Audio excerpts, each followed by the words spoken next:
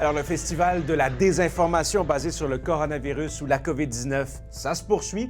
Oui, donc c'est une vidéo que certaines personnes nous ont envoyée où on affirme que les animaux sont tués en Chine. On dit la Chine tue tous ses animaux à cause du coronavirus.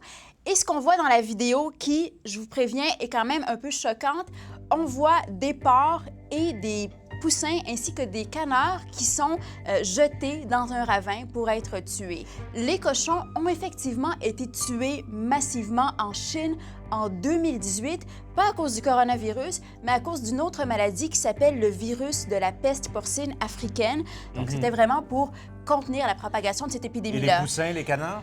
Donc, dans ce cas-là, ça, c'est effectivement, ça semble être plus récent, donc on n'a pas pu vérifier exactement quand ces vidéos-là ont été prises, mais l'agence de presse Reuters a enquêté, a parlé à des éleveurs de volailles qui ont dit qu'effectivement, ils doivent tuer leurs animaux, leurs volailles, parce qu'avec les quarantaines, les routes qui sont bloquées, ils n'arrivent plus à les nourrir, ils reçoivent plus de nourriture, et donc ils se retrouvent à devoir tuer leurs animaux, mais ce n'est pas lié directement à la contamination. C'est finalement une conséquence, Bouchra, indirecte du coronavirus. Bouchra, on va poursuivre avec le coronavirus. Et oui, parce qu'avec la faveur, à la faveur du printemps, il y en aura peut-être qui seront tentés de s'ouvrir une petite bière, peut-être une petite Corona sur une terrasse. Éventuellement, vous voyez où je veux en venir. Il y a eu beaucoup d'articles qui ont été produits par des médias, dans bien des cas sérieux, là, qui laissent entendre qu'il y avait une nette baisse des ventes de Corona depuis l'amorce de l'année, janvier, et aussi le début du mois de février, parce que les gens avaient pris peur soudainement de boire de la Corona, coronavirus, vous comprenez? Bon, effectivement, les ventes de Corona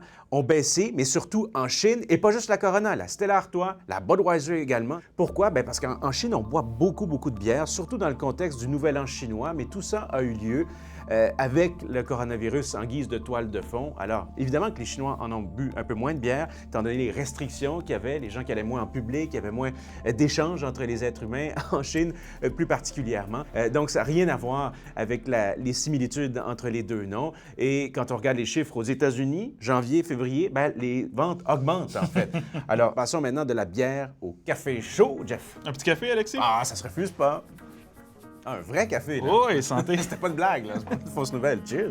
Il y a une vidéo qui circule sur Facebook en ce moment. On était rendu à 15 000 partages au moment de tourner, mais ça augmente très rapidement. Et on semble montrer que, il n'y a aucune différence entre les cafés larges et extra larges du Tim Hortons, donc on se fait avoir. Ah bon?